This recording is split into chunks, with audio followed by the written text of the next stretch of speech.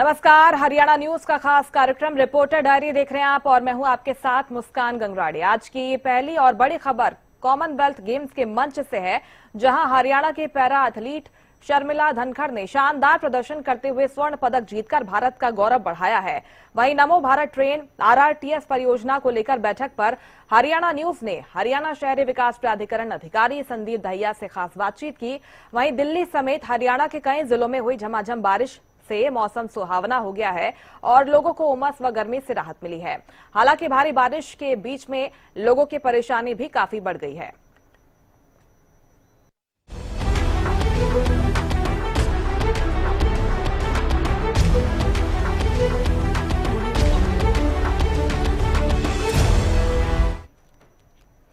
Commonwealth games में हरियाणा की para athlete Sharmila Dhankhar ने शानदार प्रदर्शन करते हुए महिला शॉटपुट की F57 कैटेगरी में 9.81 मीटर थ्रो के साथ स्वर्ण पदक जीतकर भारत का गौरव बढ़ाया है। मुख्यमंत्री नायब सिंह सैनी ने शर्मिला धनखड़ को बधाई देते हुए कहा कि उन्होंने दिव्यांगता को अपनी ताकत बनाकर देश का नाम रोशन किया है। मुख्यमंत्री ने प्रतियोगिता में कांस्य पदक जीतने वाली शिल्पा शायला को भी शुभकामनाएं दी हैं।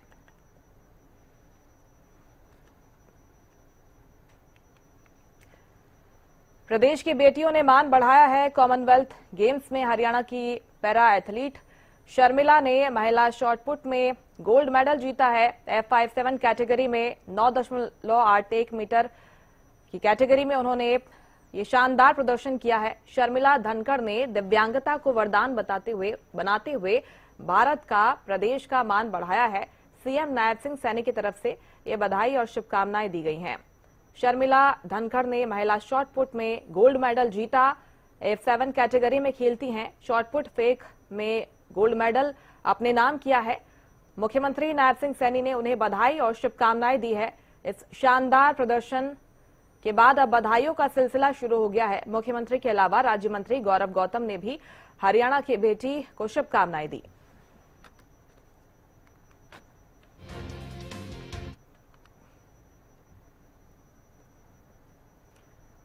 नमो भारत ट्रेन आरआरटीएस परियोजना को लेकर हरियाणा शहरी विकास प्राधिकरण फरीदाबाद कार्यालय में अधिकारियों की करीब 4 घंटे तक बैठक चली। इसी मौके पर हरियाणा न्यूज ने हरियाणा शहरी विकास प्राधिकरण अधिकारी संदीप दहिया से खास बातचीत की, जिसमें उन्होंने बताया है कि बैठक के दौरान उन सभी सेक्टर्स के नक्शे और रिकॉर्ड खंगाले गए हैं जहां से प्रस्तावित कॉरिडोर गुजरने वाला है। इसके साथ ही परियोजना में कोई सरकारी बाधा आने पर उसे समय रहते दूर करवाया जाएगा। उन्होंने ये भी जानकारी दी कि नमो भारत कॉरिडोर का निर्माण जल्द ही शुरू करवाया जाएगा, जिससे लोग मात्र 20 मिनट में गुरुग्राम की दूरी तय कर पाएंगे, जबकि करीब 62 किलोमीटर लंबे रूट के लिए 18 स्टेशन बनाए जाएंगे।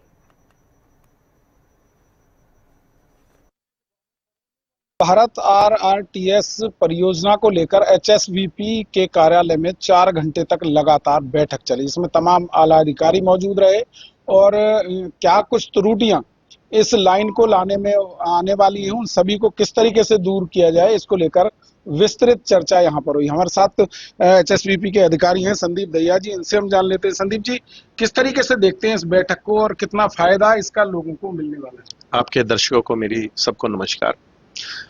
जैसा कि आपने बताया कि कल एक मीटिंग रखी गई थी आरआरटीएस के अधिकारियों के साथ। माननीय एडमिनिस्ट्रेटर साहब की अध्यक्षता में एक मीटिंग हुई कल, और उसका उद्देश्य यही था कि आरआरटीएस का जो रूट प्लान हुआ है उसकी अलाइनमेंट में एचएसवीपी के सेक्टर्स की क्या प्लानिंग इफेक्ट हो रही है, और अगर कोई हमारी प्लानिंग इफेक्ट हो रही है तो उसको कैसे दूर किया जाए, समय रहते उसको रीप्लानिंग करके हेडक्वार्टर भेज दिया जाए। तो आरआरटीएस से अधिकारी आए थे, जिसमें कि चीफ इंजीनियर साहब थे और उनके और दूसरे आला अधिकारी थे। उन्होंने अपना पूरा रूट दिखाया कि कहाँ से उनकी प्लानिंग हुई है। उसमें एचएसवीपी के सेक्टर 20B, सेक्टर 12, सेक्टर 12 और सेक्टर 80 के कुछ एरिया अफेक्ट होगा। जहाँ जो एरिया इफेक्ट हो रहा है उसको किस तरीके से हटाएंगे? फरीदाबाद सेक्टर 12 की बात करें, काफी ठीक एरिया है और यहाँ तमाम आला अधिकारी बैठते हैं। स्टेडियम की बात करें तो कहाँ कहाँ इफेक्ट होने वाले? सेक्टर 12 में कोई ज्यादा इफेक्ट नहीं हो रहा है, क्योंकि सेक्टर 12 के अलोंग जो रूट उन्होंने अलाइनमेंट फाइनल करी है वो सेक्टर 12-15 डिवाइडिंग रोड से जाएगी। तो अभी तक उन्होंने रखा है कि 12-15 डिवाइडिंग रोड पे वो मोस्टली अपना रोड और उसके साथ में जो ग्रीन बेल्ट या फिर ओपन स्पेसेस हैं उसमें प्लान किया है। जहाँ स्टेशन उन्होंने कल बताया है उसमें सेक्टर 12 स्टेडियम का जहां डीएसओ ऑफिस बना हुआ है उसका कुछ एरिया देना पड़ेगा। इसका कुछ एरिया देना पड़ेगा। आरआरटीएस जो कॉरिडोर परियोजना है जी ये जल्द शुरू होने की इसकी उम्मीद जताई जा रही है। कितना फायदा इसका लोगों को होगा और गुड़गांव से कनेक्टिविटी है जो कितनी आसान हो जाए, क्योंकि बता रहे हैं 20 मिनट में ये रास्ता तय किया जा सकता है। जी जैसा कल उनके अधिकारियों ने बताया कि इस आरआरटीएस को उन्होंने डिजाइन किया है for a speed of 180 kilometre per hour, 180 kilometre per hour की स्पीड के लिए डिजाइन किया है और प्रैक्टिकल स्पीड जो उनकी 100-110 किलोमीटर के आसपास आती है। तो मुझे लगता है कि जो लोग नोएडा से, फरीदाबाद से गुड़गांव नौकरी के लिए जाते हैं, किसी भी काम के लिए जाते हैं, उनको बड़ा फायदा मिलेगा। अभी उन लोगों को एक लंबा रूट से घूम के जाना पड़ता है, अब वो सीधा जा सकेंगे यहाँ से। जाम में भी कई बार हाँ, जो ऑब्वियसली जी जाम का भी बड़ा फायदा होगा, क्योंकि जो जब इतने लोग एक समय पर ही गुड़गांव की तरफ जाते हैं शाम को, वो सब लोग ऑफिस खत्म करके वापस आते हैं, तो 2-3 घंटे का जाम लगता है। कितने किलोमीटर की रहने वाली है और कितने इसमें स्टेशन है? ऐसा जैसा उन्होंने उनके अधिकारियों ने कल बताया कि अभी तक जो उनकी प्लानिंग हुई है वो सेक्टर 29 इफ्को चौक से लेके और सूरजपुर मेट्रो स्टेशन नोएडा तक का रूट है ये। इसकी टोटल लंबाई करीबन 62 किलोमीटर 62 किलोमीटर है और इसमें करीबन 18 स्टेशन अभी तक प्लानिंग हुए हैं। बाकी अभी जो अलाइनमेंट फाइनल होगी तो सर नोएडा की बात करें, उधर उत्तर प्रदेश की बात करें तो मेरठ में पहले से ये चलाई जी, जा चुकी है, जी। उसको किस तरीके से देखते हैं आप? उस जैसा आपने सवाल पूछा ऐसा ही हमने भी कल आरआरटीएस के अधिकारियों से पूछा, हमने उनसे रिक्वेस्ट करी कि वो अपना एक्सपीरियंस साझा करें, तो उन्होंने बताया कि मेरठ दिल्ली मेरठ जो आरआरटीएस कॉरिडोर है वो बड़ा सफल रहा है। उसकी राइडरशिप करीबन 1.25 लाख पर डे है, 1.25 लाख लोग उसको रोज यूज करते हैं और पीछे उन्होंने बताया कि कोई फेस्टिवल के टाइम में थी और बढ़ गई थी, तो मुझे लगता है कि ये बड़ा सफल रहा। कितनी तेजी से इस पे काम हो रहा है? जिस तरीके से बैठक यहाँ हुई है फरीदाबाद में, ऐसे जी जैसा उन्होंने बताया कि एक बार इसकी स्वीकृति मिलने के बाद करीबन इसमें 6 साल लगेंगे। कितने लोग लाभान्वित होंगे इससे अगर ये होता है? क्योंकि पास में ही जो स्टेशन बनाया गया है हवाई, उसको अभी लेकर भी अभी देखिए जैसा ये जेवर एयरपोर्ट का बड़ा फायदा होने वाला है फरीदाबाद को। जेवर एयरपोर्ट आने के बाद जो नहर पार का एरिया है इसमें मुझे लगता है कि बसावट बड़ी गति से बढ़ेगी। दूसरा जैसा उन्होंने बताया कि 2031 में उन्होंने 42.5 लाख की पॉपुलेशन फरीदाबाद में, सॉरी 42.5 लाख की पॉपुलेशन नोएडा में, 42 लाख की गुड़गांव में, इन्होंने इतनी बड़ी पॉपुलेशन को और 30 लाख की पॉपुलेशन करीबन 38.5 लाख की फरीदाबाद में, तो 1.25 करोड़ लोग इसको यूज करेंगे। तो मुझे लगता है कि बड़ा फायदा मिलेगा इसको। तो कह सकते हैं कि लाखों लोगों को इसका फायदा पहुंचेगा जब ये बनकर तैयार हो जाएगा और जल्दी इसका काम फरीदाबाद में भी शुरू हो सकता है। इसको लेकर लगातार अधिकारियों की बैठकों का दौर जारी है। कहाँ इसमें त्रुटियां हैं, उन तमाम त्रुटियों को जल्द से जल्द किस तरीके से दूर किया जाए और ताकि ये काम जो है शुरू हो सके और लोगों को इसका लाभ मिल सके। फरीदाबाद से हरियाणा न्यूज के लिए राजेंद्र दैया। करनाल के कुटेल स्थित पंडित दीनदयाल उपाध्याय मेडिकल यूनिवर्सिटी में 30 जुलाई को 77वां वन महोत्सव राज्य स्तरीय समारोह भव्य रूप से आयोजित किया जाएगा, जिसमें मुख्यमंत्री नायब सिंह सैनी मुख्य अतिथि के रूप में शिरकत करेंगे। इस मौके पर जिला वन अधिकारी नवल किशोर ने बताया कि एक पेड़ मां के नाम अभियान के अंतर्गत इस साल राज्य स्तरीय वन महोत्सव में भाग लेने के लिए करनाल जिले का चयन किया गया है। इसी के लिए समारोह की तैयारियां अंतिम दौर में हैं, जबकि विभिन्न विभागों के अधिकारी इसमें सहयोग कर रहे हैं। इस मौके पर वन विभाग ने करीब 20,000 पौधे रोपित करने का लक्ष्य निर्धारित किया है।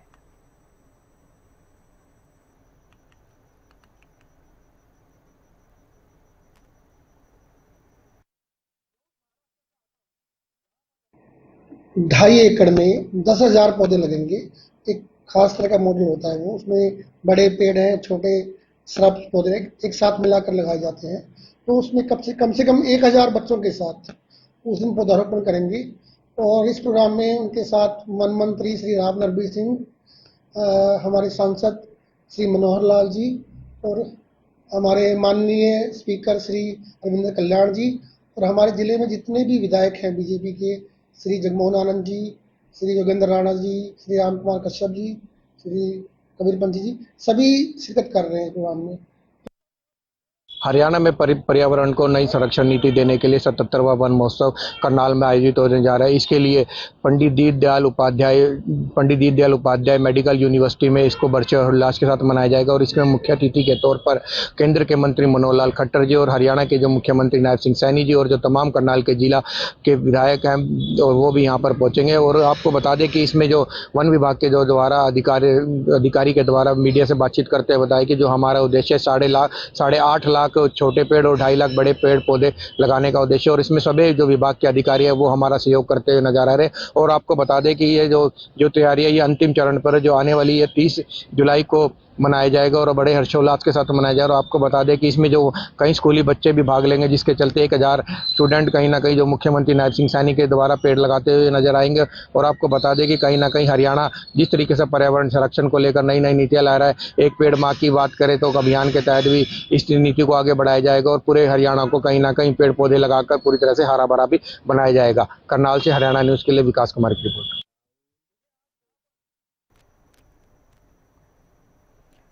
दिल्ली समेत हरियाणा के कई जिलों में हुई झमाझम बारिश से मौसम सुहावना हो गया और लोगों को उमस और गर्मी से राहत मिली है।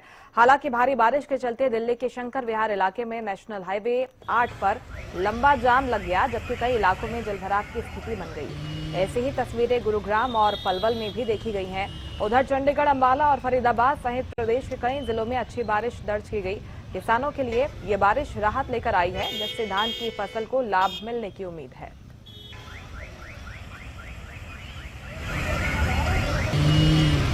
चंडीगढ़ के अंदर बारिश के बाद जो है मौसम में बदलाव आया है और लोगों को उमस भरी गर्मी से जो है राहत मिली है। इस वक्त हमारी मौजूदगी सुखना झील पर है। आप तस्वीरों में देखिए, यहाँ पर जो है काफ़ी जो है लोग घूमने जो है आ रहे हैं लगातार, क्योंकि पीछे जो पहले गर्मी हो रही थी उसकी वजह से यहाँ पर जो है क्राउड बिल्कुल देखने को नहीं मिल रहा था। लेकिन अब जहाँ तक कह सकते हैं नजरें जा रही हैं वहाँ तक जो है लोग इस पर जो है झील पर घूमते हुए दिखाई दे रहे हैं। यानी कि उमस भरी गर्मी थी जो, उससे राहत जो है लोगों को मिली है और चंडीगढ़ के अंदर मौसम सुहावना हो गया है। तमाम पर्यटक स्थल हैं जो भी, या सुखना झील है, रॉक गार्डन है, रोज गार्डन है, सेक्टर 17 है, तमाम जगहों पर जो है कह सकते हैं कि भीड़ देखने को मिल रही है और लोगों को उमस भरी गर्मी से जो है राहत मिल रही है। ऐसे में कह सकते हैं कि हरियाणा के भी कई जिलों के अंदर जो है बारिश का अलर्ट मौसम विभाग की तरफ से जारी कर दिया गया है और मौसम विभाग का कहना है कि हरियाणा के कई जिलों में अब जो है बारिश होगी और जिससे लोगों को गर्मी से जो है राहत मिलेगी। ऐसे में अगर मैं किसानों की बात करूं तो किसानों के चेहरे भी खिले हुए हैं, क्योंकि इस समय जो कह सकते हैं कि फसलों को, खासतौर पर धान की फसल को अभी जो है पानी की ज़रूरत होती है और ऐसे में बारिश का हो जाना एक बहुत अच्छी कह सकते हैं खबर ये उन तमाम किसानों के लिए है जिन्होंने कह सकते हैं कि धान की जो है फसल उगानी है, उनके लिए खास ये मौसम जो है रहता है। और ऐसे में कह सकते हैं कि उमस भरी गर्मी से भी लोगों को जो है वहाँ पर राहत मिलेगी। लेकिन कह सकते हैं कि जिस प्रकार से जो शहर हैं, शहरों में बारिश की वजह से जरूर कहीं ना कहीं परेशानी का सामना करना पड़ता है, क्योंकि लगातार जिस प्रकार से अब जब भी बारिश होती है तो वहाँ पर जो है पानी का जो कह सकते हैं कि जल भराव जो है वो रहता है और पानी भरने से जो है जाम की स्थिति भी कई शहरों में पैदा हो जाती है, यानी कि जो है वहाँ पर जो है जाम लगना शुरू हो जाता है। तो ऐसी स्थिति भी जो है कई जगहों पर देखने को मिलती है, जिससे लोगों को काफ़ी परेशानियों का सामना करना पड़ता है। क्योंकि पिछले दिनों जिस प्रकार से जो बारिश हो रही थी, हमने देखा किस प्रकार से गुरुग्राम, फरीदाबाद, इन बड़े शहरों में जो है कह सकते हैं कि ट्रैफिक जो जाम था वो बहुत ज़्यादा लग गया था। हालांकि चंडीगढ़ के अंदर अभी मौसम सुहावना है, तो ऐसे ही हरियाणा के अंदर भी जो है बारिश होने वाली है और वहाँ पर भी जो है मौसम सुहावना रहने वाला है। वीडियो जर्नलिस्ट विनय के साथ प्रदीप शोकंत, हरियाणा न्यूज, चंडीगढ़। दिल्ली एनसीआर के साथ साथ पिछले कई दिनों से भीषण गर्मी के कारण लोगों में काफी परेशानियों का सामना करना पड़ा था। गर्मी से लोग परेशान थे, उमस से लोग परेशान थे, लेकिन हरियाणा में कई जिलों में बारिश का अलर्ट होने के बाद अब पलवल में भी भारी बारिश देखी गई है। फिलहाल मैं ये डीएमसी विभाग पलवल पर खड़ी हूँ और आप मेरे पीछे देख सकते हैं किस तरह यहाँ पर जलभराव हुआ है, किस तरह आधी गाड़ियां यहाँ पर बारिश के कारण डूब चुकी हैं। और यही नहीं, बारिश के कारण कई गलियां और कई सड़कें भी पानी से लबालब है। यह गाड़ी अभी डीएमसी विभाग से निकली है। बहुत बुरा हाल है कार्यालय जिला नगर आयुक्त पलवल का। पानिया देखो दीवारों में भी घुस रहा है, इधर उधर पार्क में भी, इधर उधर भाई बहुत बुरा हाल है। ये हर वर्ष की भांति होता है, इस वर्ष भी काफी 2-3 घंटे से ट्रैक्टर भी लगाया गया है पानी निकासी के लिए। अब ये निकासी चल रही है इसकी। पलवल में और भी जगह है जहां पर सड़कों पे भी पानी है, गलियों में भी पानी देखा जा रहा है, विभागों में भी पानी भर गया। क्या करोगे इस व्यवस्था को लेकर? ये मैडम ऐसा है, जो यहाँ पानी भर रहा है ऑफिसों में भी दिक्कत आ रही है, लोग बाग बहुत परेशान हैं, ऑफिस भी जाने के लिए असमर्थ हैं। और पलवल नगर आयुक्त पलवल का जो कार्यालय है इसमें भी जाने की बहुत पीड़ा हो रही है। ट्रैक्टर 4-5 घंटे से चल रहा है, हम तो वापस ही जा रहे हैं। कब से आप अंदर हैं और कब से पानी भरा हुआ है? ये करीब 2-3 घंटे हो गए यहाँ। पूरी गाड़ी अंदर भी, गाड़ी में भी पानी घुस गया है। क्या कहोगे जिला प्रशासन की इस व्यवस्था पर? प्रशासन तो देखो यहाँ लगा हुआ है, पर प्रशासन क्या करेगा जब पानी भर जा रहा है, पूरा ऑफिसों में अंदर पानी गया है। तो हरियाणा में पहले भी कई जिलों में बारिश का अलर्ट दिखाई दिया था और बारिश के मौसम भी आने वाला है। ऐसे में लगता नहीं है कि पहले से ही नालियों की और इन सब चीजों की, सड़कों की सफाई व्यवस्था कर देनी चाहिए थी? सफाई व्यवस्था में भी लगे हुए हैं सब लोग, पर क्या है कि यहाँ भाई पानी बारिश ज्यादा होने के कारण इस वजह से पीड़ा झेलनी पड़ रही है। और पलवल वैसे साफ सुथरा भी रहता है, पर बारिश ज्यादा हो गई है, इसकी वजह से नालियों में पानी भर गया है, नालों में पानी भर गया है, ऑफिसों के अंदर भी पानी भर गया है। देखिए ये महोदय अभी टीएमसी विभाग से निकले हैं और इनकी गाड़ी में भी पानी भर गया है। आप मेरे सामने देख सकते हैं पीछे कि किस तरीके से जो ट्रैक्टर है वो पिछले 2-3 घंटों से यहाँ पर बारिश के पानी को निकालने में लगा है।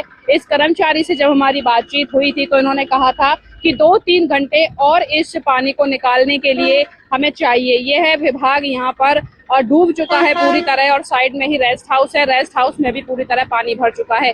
मैं आपको बता दूं कि पलवल की सभी सड़कें, सभी गलियां पानी से लबालब हो चुकी हैं। हालांकि जो गर्मी थी, गर्मी से लोगों को राहत तो मिली है, उमस से लोगों को राहत मिली है। नेशनल हाईवे पर भी मैं आपको दिखा दूं, यहाँ पर पानी थोड़ा कम है, इस वजह से जो है लोगों को यहाँ परेशानी नहीं हो रही है। पलवल के कमेटी चौक की अगर मैं बात करूं, हुड्डा चौक की मैं बात करूं, किटवाड़ी चौक की अगर मैं बात करूं, बस स्टैंड चौक की अगर मैं बात करूं, तो इस तरह के जो ट्रैक्टर हैं वो काफ़ी देर से, काफ़ी घंटों से वो पानी की निकासी के लिए लगे हुए हैं। लेकिन दूसरी तरफ अगर मैं किसानों को लेकर बात करूं तो ये खरीफ की जो फसलें हैं, जो धान की फसलों की बुवाई का जो समय जो चल रहा है, यह किसानों के लिए बड़ा ही लाभकारी है।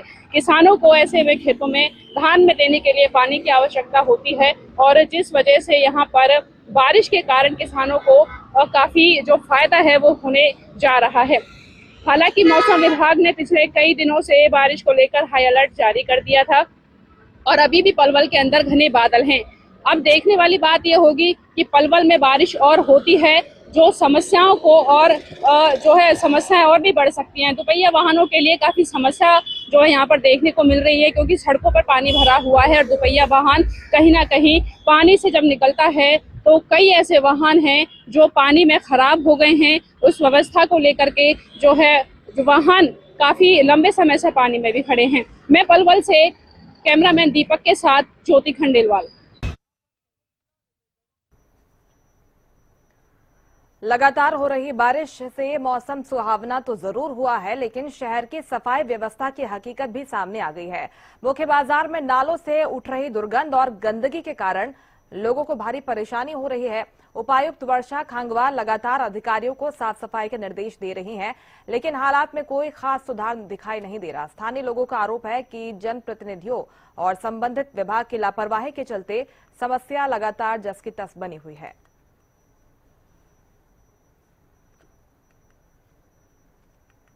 झज्जर में लगातार 2-3 दिनों से लगातार बारिश हो रही है, उससे कहीं ना कहीं मौसम जरूर सुहावना हुआ है, लेकिन उमस से लोग अभी भी काफी परेशान हैं। मैं अगर सुबह की बात करूं तो सुबह से लगातार हल्की बारिश हो रही है, बूंदाबांदी हो रही है, जिससे कहीं ना कहीं मौसम में पूरी तरह खुशनुमा है और किसानों के लिए बारिश कहीं ना कहीं फायदेमंद भी होगी।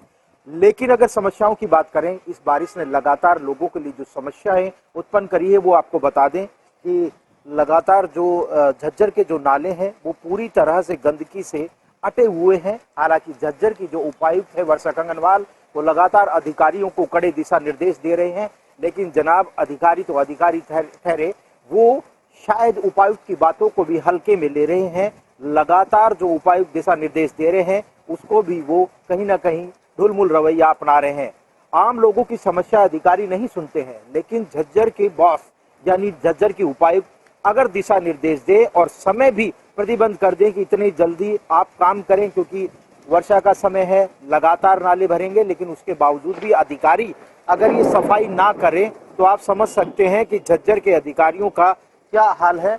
लगातार जो सड़कें हैं वो जो गंदगी है वो कहीं ना कहीं नालों से निकाल कर सड़कों पर डाल दी जाती है। उसके बाद में जैसे ही ये बारिश आती है और उसके बाद में ये सारी जो गंदगी है वो फिर से कहीं ना कहीं नालों में चली जाएगी और फिर से नाले कहीं ना कहीं लबालब हो जाएंगे।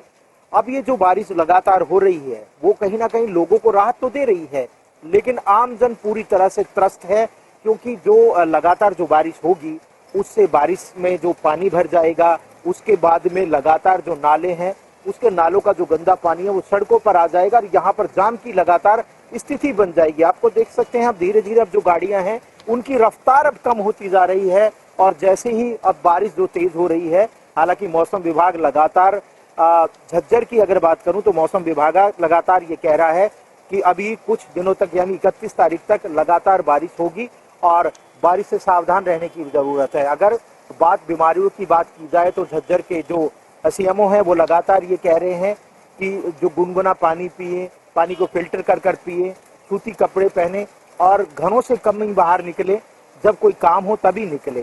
झज्जर के उपायुक्त भी लगातार सोशल मीडिया के माध्यम से अधिकारियों को भी दिशा निर्देश दे रही हैं कि जो दुरुस्त है वो जो इनकी चीजें हैं वो खामियों को दुरुस्त कर लिया जाए, लेकिन अधिकारी कब अपने आला अधिकारी की सुनेंगे और लोगों को राहत मिलेगी, ये देखने वाली बात है। शुक्रिया। झज्जर में लगातार 2-3 फरीदाबाद के एक युवक की उत्तर प्रदेश के फर्रुखाबाद में पत्नी और बच्चों के सामने गोली मारकर हत्या कर दी गई। परिजनों के मुताबिक परिवार वाराणसी से दर्शन कर देर रात घर लौट रहा था। रास्ते में एक दुकान पर रुकने के दौरान बदमाशों ने युवक पर फायरिंग कर दी। 2 गोलियां लगने से युवक की मौके पर ही मौत हो गई। हालांकि सूचना मिलते ही पुलिस मौके पर पहुंची और शव को पोस्टमार्टम के लिए भेजकर मामले की जांच शुरू कर दी है। से हम थोड़ा अभी तक संतुष्ट हैं, अभी फिलहाल संतुष्ट हैं और मुझे आशा है कि आगे भी वो इसी तरह से यूपी पुलिस हमें सहयोग करेगी। पुलिस के द्वारा अभी तक किसी को राउंड अप किया गया है? सुनने में आया कि राउंड अप किया गया एक बंदा, लेकिन मेन जो क्राइम सीन घटना में था बंदा वो नहीं अभी किया गया, उनको अभी नहीं। हाँ, अदरवाइज जिन्होंने करवाया या कुछ भी सब बंदे फरार हैं। फिलहाल पुलिस उनको तहकीकात करने में लगी हुई है, जैसे भी कुछ क्लू उनको मिल रहे हैं, लेकिन अभी डिस्क्लोज नहीं कर रहे चीजों का, उनको पता है। वैसे हमारे आगे एक सफेद रंग की फ्रॉक्स गाड़ी रुकी आके, उसमें से 2 जने उतरे और एक जने ने आए के मेरे हस्बैंड पे फायरिंग कर दी। कोई बातचीत नहीं करी, कोई कुछ नहीं करा। कोई बातचीत नहीं की? नहीं। क्या आपके हस्बैंड उनको जानते थे? अरुण भाई उनको जानते थे? नहीं। उन लोगों को नहीं। अच्छा, आपकी मतलब अरुण की किसी से को पुरानी रंजिश? नहीं। गाँव में तो बहुत ही, गाँव में रोहित के साथ चल रहे प्रॉपर्टी को लेकर। अच्छा, ध्यानपुर गांव का ही रोहित है। हाँ। प्रॉपर्टी को लेके पुरानी रंजिश थी। हाँ। तो क्या लगता है वहाँ पे रोहित था? उसने कई बार धमकी भी दी है मेरे हस्बैंड को मारने की। वाराणसी से दर्शन करके वापस आ रहे एक युवक को उस समय गोली मारकर उसकी हत्या कर दी गई, जब वह सड़क किनारे बच्चों के लिए कोल्ड ड्रिंक्स लेने के लिए रुका था। उसकी पत्नी वहां पर मौजूद थी, बच्चे मौजूद थे, उनकी मौजूदगी में ही उसकी सरेआम गोली मारकर हत्या कर दी गई। हालांकि फर्रुखाबाद जो पुलिस है उत्तर प्रदेश की, उसने इसमें हत्या का मुकदमा दर्ज किया है और साथ ही परिवार वालों ने अपने ही एक रिश्तेदार पर प्रॉपर्टी विवाद का आरोप लगाते हुए कहा है कि उन्होंने उसकी सुपारी देकर हत्या करवाई है। हालांकि पुलिस इस मामले में तमाम सीसीटीवी फुटेज हैं जो उनको खंगालने में जुटा हुआ है और तमाम एंगलों से इसमें पुलिस जांच कर रही है। तो कहीं ना कहीं मृतक के शव को यहाँ फरीदाबाद के गांव दयालपुर में लाया गया है और मृतक अरुण हुड्डा का यहाँ पर दाह संस्कार किया गया है। तो कहीं ना कहीं इस हत्या के बाद पूरे गांव में भारी रोष व्याप्त है और देखना होगा कि कब तक इसके हत्या आरोपी पुलिस की पकड़ में आते हैं। फरीदाबाद से हरियाणा न्यूज के लिए राजेंद्र दहिया।